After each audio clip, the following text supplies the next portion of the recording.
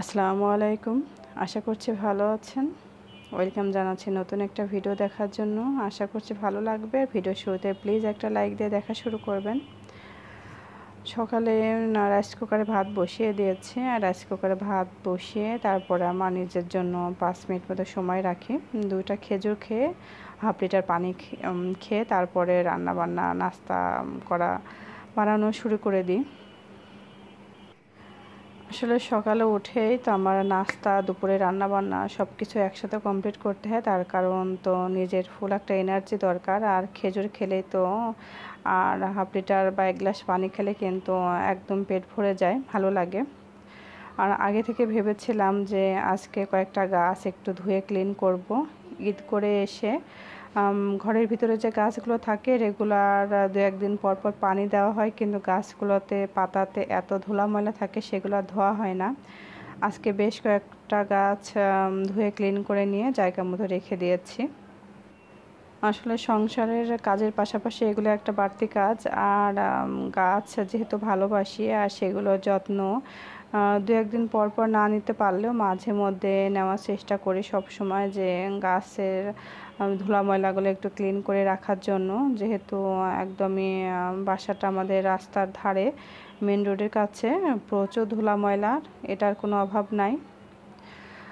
হাতের কাজগুলো শেষ করে এসে এই যে রাইস কুকারে ভাত বসিয়ে দিয়েছিলাম, ভাতটা হয়ে গেছে। ভাতটা হয়ে গেলে আমার সকালে একদমই চিন্তামুক্ত থাকে। তার কারণ মেয়ে একদমই রুটি খেতে চায় না, সে ভাতটাই সকালে পছন্দ করে যখনই হোক। সে কারণে ভাতটা হয়ে গেলে না আমার টেনশন মুক্ত লাগে।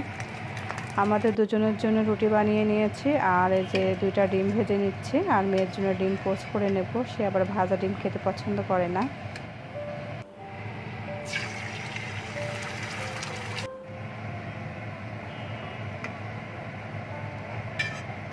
নাস্তা শেষ করে এখন বেডরুমগুলো গুছিয়ে নিচ্ছি।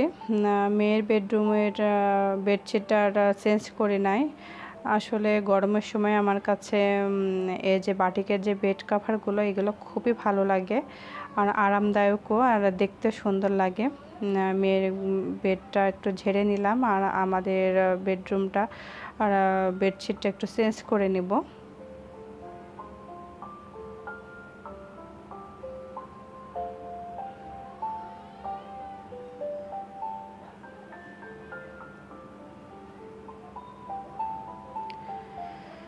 সমস্ত কাজকর্ম শেষে একটু চা না খেলে তো ভালোই লাগে না। আর সকালে সব সময় আমি রং চা খাওয়ার চেষ্টা করি। সেটা পানিটা চুলোতে বসিয়ে দিয়েছি ইন্ডাকশনে। আর এখানে একটু কলিজা ভুনা করব মেয়ের জন্য, সে কারণে সিদ্ধ করে নিচ্ছে। এভাবে সিদ্ধ করে নিলে কলিজার যে গন্ধ সেটা একদমই থাকে না, খুব সুন্দরভাবে চলে যায় আর ক্লিন করে নেওয়া যায় খুব ভালোভাবে। চাটা বানিয়ে চাটা খেয়ে কলিজাটা ভুনা করে নেব আর সেটা অফ ক্যামেরাতেই করে নিব। আমার ভিডিওর কোথাও কোনো অংশ যদি আপনাদের একটু ভালো লেগে থাকে তাহলে প্লিজ আমার চ্যানেলটিকে সাবস্ক্রাইব করে পাশে থেকে যেতে পারেন। আর বেশি ভালো লাগলে শেয়ারও করে দিতে পারেন। এতে কলিজাটা আমি ভুনা করে নিয়েছি অফ ক্যামেরাতে। এখন পটল, আলু আর মাছ দিয়ে একটু ঝোল করে নেব আর একটা ছোটো মাছের চচ্চড়ি করব।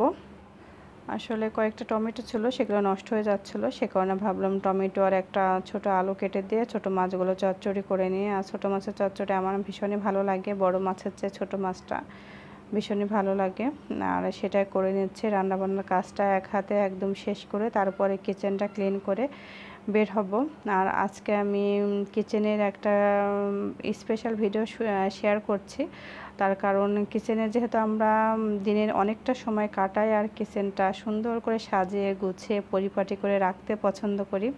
আর কিচেনে যদি যোগ হয় নতুন নতুন সদস্য তাহলে তো কোনো কথাই নেই, খুবই আনন্দে আত্মহারা হয়ে যায়। সেটাই করেছি, কিচেনটাকে মনের মতো করে সুন্দর করে সাজানোর জন্য কিচেনে নতুন সদস্য যোগ করেছি। আর কি করেছি সেটাই আপনাদের সঙ্গে শেয়ার করব।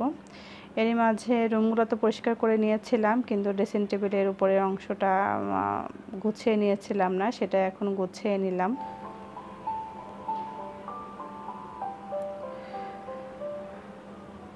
সমস্ত কাজ শেষ করে নিয়েছি, আমার কিচেনটাকেও ক্লিন করে নিয়েছি।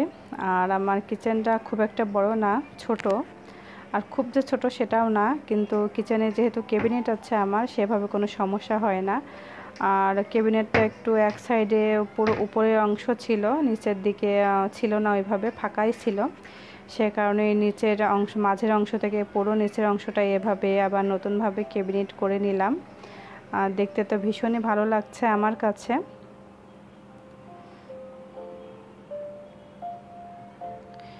যেহেতু আমাদের নিজেদের বাসা, অল্প অল্প করে সব কিছু গুছিয়ে নেওয়ার চেষ্টা করছি একে একে।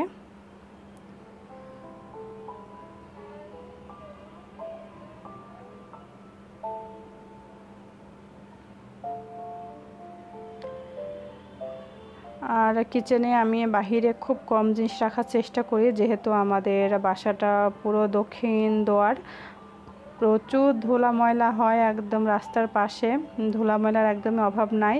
আর বাহিরে কোনো কিছু রাখলে সেটা প্রচুর ধুলা ময়লায় একদম চ্যাটচ্যাটে হয়ে যায়, রেগুলার মুছতে হয়, দু একবার করে তো মোছাই লাগে। সে কারণে সব কিছু ক্যাবিনেটে রাখার চেষ্টা করি আমি, ভিতরে যতটুকু খুবই প্রয়োজন সেগুলোই সামনে রাখার চেষ্টা করি, আর সেগুলো সব সময় আমি ক্লিন করার চেষ্টা করি। এই যে আমার কিচেনের সঙ্গে বারান্দা আছে, আর এখান দিয়ে প্রচুর পরিমাণে ধুলা ময়লা আসে।